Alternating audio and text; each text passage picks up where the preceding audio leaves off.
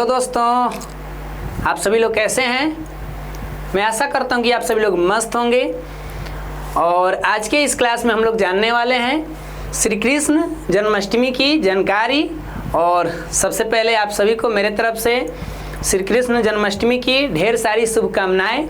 और आज की इस वीडियो में हम लोग क्या क्या जानेंगे, ये उसके मुख्य टॉपिक हैं, जिसमें हम लोग पहला जानेंगे कि ये श्री कृष्ण जन्माष्टमी क्या है, और ये भी दूसरा पॉइंट में जानेंगे कि भगवान श्री कृष्ण की जन्म की कहानी क्या है। भाई, इनकी जन्म की कहानी से ही तो शुरू होती है ये जन्माष्टमी।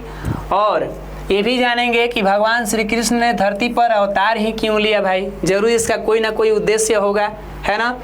और साथ में ये भी हम लोग समझेंगे कि ये श्री कृष्ण जन्माष्टमी कैसे लोग मनाते हैं। तो ये तमाम जानकारियाँ आज के इस वीडियो में हम लोग जानेंगे। और हमें काफ़ी अंदर से ये गर्व भी महसूस हो रहा है कि हमें ये अवसर मिला है आज के दिन, जो अपने भगवान श्री कृष्ण पर अपना विचार को हम व्यक्त कर सकें। तो चलिए सभी लोग इसको अच्छे ढंग से समझेंगे।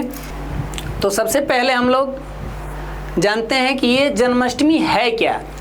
अब इसके नाम में ही लिखा गया है जन्माष्टमी। जन्म का मतलब कोई अपना इस धरती पर आए होंगे, और अष्टमी ऐसे लग रहा है कि ये 8 नंबर को डिनोट कर रहा है ना। तो कुछ ऐसे ही कहानी है हमारे इस प्रभु भगवान की कहानी में, यानी श्री कृष्ण जी की कहानी में।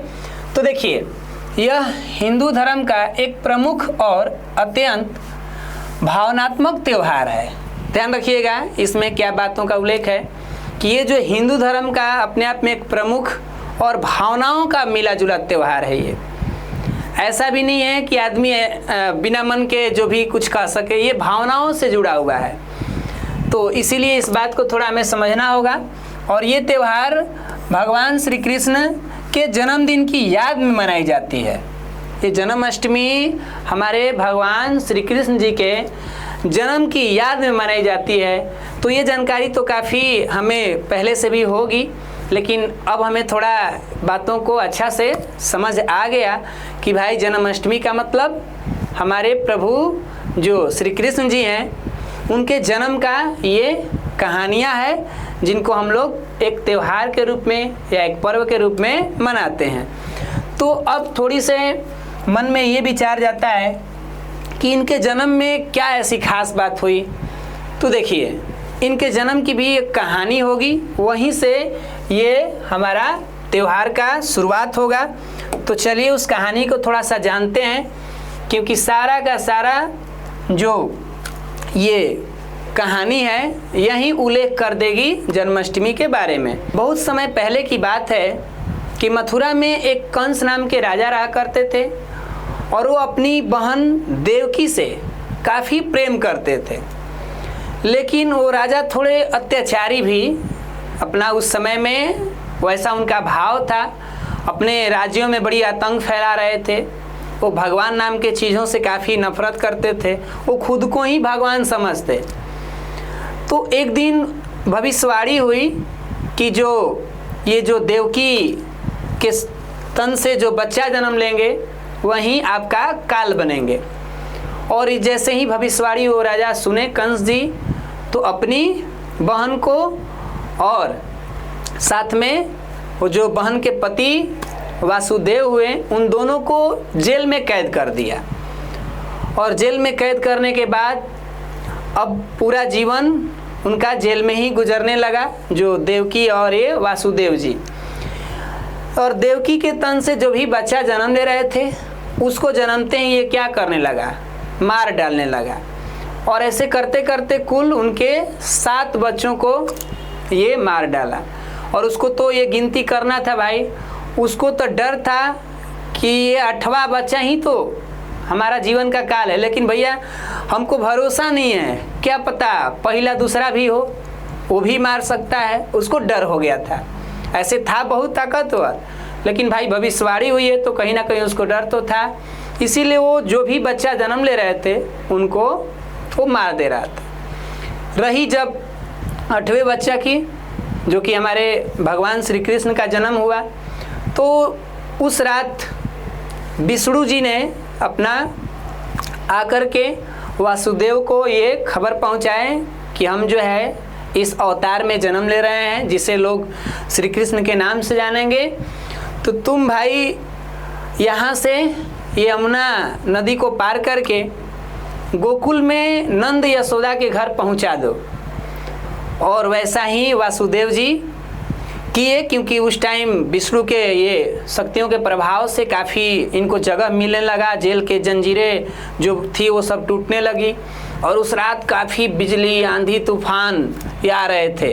आपने कभी देखा भी होगा कि उनका जो ये इमेज है इसमें कोई नाग देवता आकर के उनको थोड़ा क्या करते हैं, पानी से या बारिशों से बचाने लगते हैं। तो इस तरीक़ा से ये पूरा काफ़ी मेहनत करते हैं ये कौन, वासुदेव जी, और इनको नदी पार करा करके वहाँ गोकुल में ले जाते हैं, जहाँ ये नंद जी और क्या यशोदा जी उनको अपना लड़का मान लेती हैं, क्योंकि वो भी कहीं ना कहीं इस बात से खबर रहती हैं कि नहीं हमको, मेरे साथ ऐसा होगा, उनको भी ऐसा खबर कुछ मिल गया रहता है। तो फाइनली अब ये कहानी यहीं से शुरू हुई जन्माष्टमी की, क्योंकि ये जो जन्म हुआ श्री कृष्ण जी का, ये एक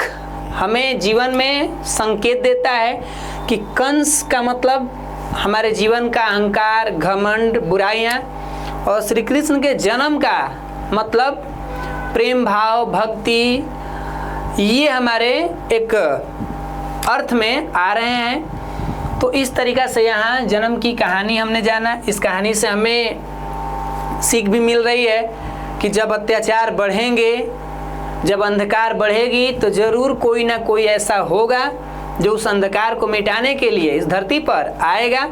और वैसा ही ये कहानी यहाँ से हमें सीख मिले। तो अब आगे बढ़ते हैं इस कहानी में।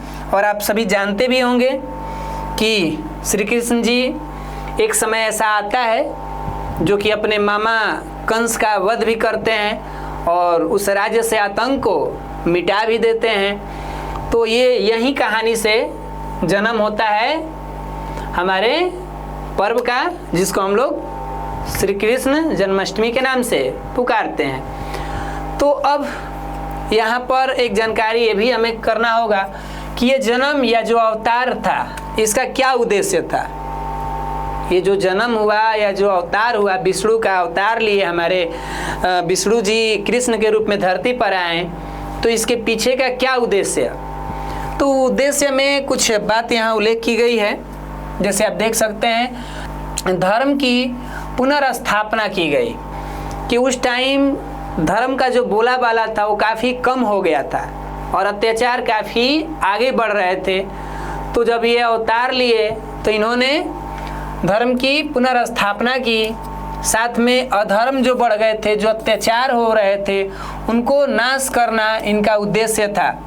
आपने देखा भी ये महाभारत के सीन भी कि जहाँ ये पांडवों के पक्ष से अपना क्या करते हैं, योगदान देते हैं और उन लोगों को हराने में काफ़ी अपना मदद भी करते हैं, जो अधर्म के रास्ते पे रहते हैं उनको सबक भी सिखाते हैं। तो इस तरीक़ा से यहाँ पर ये उद्देश्य दिख रहा है। साथ में इनके जन्म का उद्देश्य भी है भक्ति, प्रेम और धर्म मार्ग को दिखाना लोगों के बीच। उस ज़माने में ये इनके जन्म से संकेत मिला कि नहीं भाई, भक्ति मार्ग, प्रेम मार्ग और ये हमारे धर्म की कहानी से ही कुछ अच्छा हो पाएगा। तो ये इस तरीक़े के मार्ग को दिखाएं। आप ये जानते भी होंगे कि श्री कृष्ण जी अर्जुन को गीता ज्ञान भी दिए, जो कि अपने आप में एक धर्म का, प्रेम का और भक्ति का मार्ग भी दिखाता है कि अधर्म के प्रति कैसे लड़ा जाए। ये तमाम जानकारियाँ उन्होंने अपना गीता ज्ञान के द्वारा अर्जुन को दिए। तो इनके जन्म या अवतार का उद्देश्यों में कुछ ये रहा बातें। तो यहाँ हमें समझ में आ रही है ना, इस बात को तो हम अच्छे से समझ पा रहे हैं ना कि जब जब इस धरती पर अत्याचार बढ़ेगा तो कहीं ना कहीं कोई ना कोई रूप में ईश्वर जरूर आएंगे। भाई अब तो आज कलयुग चल रहा है और इसमें भी उल्लेख तो मिलता ही है धर्म ग्रंथ में कि कोई ना कोई अवतार तो होगा ही, लेकिन अभी तो कुछ प्रमाण मिल नहीं रहा है क्योंकि ये कलयुग है और इसमें बहुत सारे अन्याय दिन दहाड़े देखने को मिलते हैं। तो क्या पता कल्कि का अवतार इसी युग में हो जाए, हमें तो मुख्य जानकारी है नहीं। हमने जो जानकारी सीखा धर्म ग्रंथों से वहीं पता चली। तो आगे बढ़ते हैं और देखते हैं कि ये लोग जो है जन्माष्टमी के पर्व को कैसे मनाते हैं। भाई हमारे भारतीय धर्म में जन्माष्टमी के पर्व को कैसे मनाया जाता है, तो इस पर्व में काफ़ी ये रात के बात आती है ना। इस दिन लोग व्रत यानी उपवास फास्टिंग भी रखते हैं और रात 12 बजे जो कि भगवान कृष्ण जी हैं उनके जन्मोत्सव को मनाते हैं। यानी कि रात 12 बजे के आसपास हमारे आसपास के लोग भगवान श्री कृष्ण के जन्मों का उत्सव मनाते हैं, है कि नहीं। इस पर्व में ये किया जाता है। साथ में मंदिरों में झांकियाँ भी, कहीं कहीं भजन कीर्तन को देखने को मिलता है। लोग श्री कृष्ण जी का मूर्ति भी रखते हैं, काफ़ी झांकी भी प्रस्तुत करते हैं, रात को बड़ी जगह रहते हैं ना। महाराष्ट्र में ये जन्माष्टमी काफ़ी फेमस है क्योंकि वहाँ एक दही हांडी खेल होता है जिसमें ऊंचाई पर टंगी मटकी को फोड़ा जाता है। ये खेल काफ़ी फेमस भी है। इस दिन मिठाई, माखन, मिश्री और पंचामृत का प्रसाद भी बांटा जाता है। आप लोग जानते होंगे कि हमारे जो श्री कृष्ण जी हैं ये काफ़ी माखन के लिए जाने जाते हैं। बचपन में माखन चोर भी कहे जाते हैं, है ना। और 10th में तो हम लोग ये भी जानते हैं कि इन्हें चित्त चोर, किसी का मन ही हर लेते हैं, है कि नहीं। बिल्कुल। तो अरे पढ़े होंगे ना, उसमें 10th वाले में कहे ना प्रेम ऐनी श्री राधिका, उसमें काफ़ी कवि इनके बारे में उल्लेख भी किए हैं। तो इस तरीक़ा से और ये झांकियाँ का इमेज भी प्रस्तुत किया जाता है इस दिन। और ये देखिए कुछ बच्चे लोग मिल कर के अपना इस टंगी हुई मटकी को फोड़ने के लिए काफ़ी व्याकुल लग रहे हैं। तो ये पर्व जो है काफ़ी अच्छा खासा लगता है। रातों में जागरण भी हम लोग करते हैं और काफ़ी घर में खुशियों का माहौल होता है, घर सजा हुआ रहता है और काफ़ी लोग, छोटे छोटे बच्चे भी होते हैं जो उनको भी लोग श्री कृष्ण का रूप देते हैं। काफ़ी उस दिन उसके साथ एंजॉय भी होती है। तो ये अच्छा खासा हमारे एक भावनात्मक से जुड़ा हुआ त्यौहार है। इसीलिए शुरुआत जब हमने किया तो वहाँ इस बात को उल्लेख किया कि ये भावनाओं का त्यौहार भी माना जाता है। इसमें हम लोगों की भावनाएं भी जुड़ी होती है। ये मटकी फोड़ना एकजुट होकर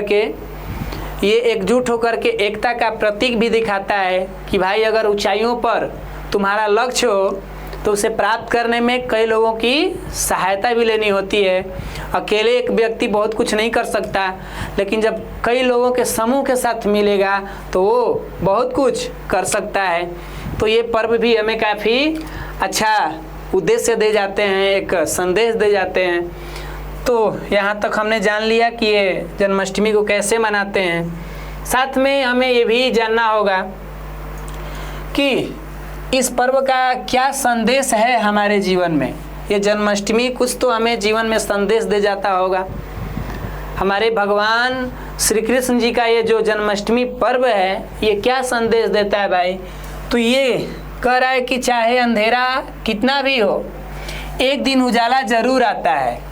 उस ज़माने में जो कंस थे वो अहंकार, गुस्सा और अंधेरा का प्रतीक हुए तो बहुत अत्याचार फैलाए, लेकिन एक ना एक दिन कोई तो ऐसा आया जो हमारे भगवान ने अपना खुद का ये अवतार लेकर आए। तो ये बता रहे हैं, एक हमारे जीवन में प्रेरणा का स्रोत भी हैं और दुनिया के एक महान प्रेरक व्यक्तियों में कही जाए इस धरती पर अगर कोई मोटिवेशनल स्पीकर की नाम ली जाए जिसमें अगर प्रथम स्थान देने को कहें तो भाई हम श्री कृष्ण जी को ही कहेंगे, क्योंकि इन्होंने जो गीता ज्ञान दिया वो विश्व स्तर पर काफ़ी लोग इसे मानते भी हैं, यहाँ से काफ़ी सीख भी लेते हैं। तो इस तरीक़ा से ये बता रहे हैं कि चाहे अंधेरा कितना भी आ जाए, एक दिन उजाला ज़रूर आता है। इस पर्व का हमारे जीवन में संदेश मिल रहा है। अगर हम बुरे विचारों को हटा दें तो भगवान हमारे दिल में जन्म ले सकते हैं। ये हमें संदेश दे रहा है कि अगर हम अपने अंदर की बुराइयों को मिटा दें तो हमारे अंदर ही ईश्वर का निवास हो सकता है। और साथ में ये भी बता रहे हैं कि जीवन में प्रेम, भक्ति और अच्छे कर्म सबसे ज़रूरी है। इस जन्माष्टमी पर्व का संदेश है हमारे जीवन में कि हम लोग अपने जीवन में जी रहे हैं तो कम से कम प्रेम और भक्ति और अच्छे कर्म पर तो ध्यान दें, नहीं तो फिर एक न एक दिन ये शरीर तो छोड़कर यहाँ से चला ही जाएगा, लेकिन हमारा कर्म जो है वो लोगों के बीच काफ़ी गाई जाएगी। जैसे आज कैसे हम ये प्रभु जो श्री कृष्ण जी हैं इनकी जीवनी का उल्लेख आपके सामने कर रहे हैं। किसी का जन्म लेना भी एक महानता हो जाता है और किसी का जन्म का कोई खबर ही नहीं होता।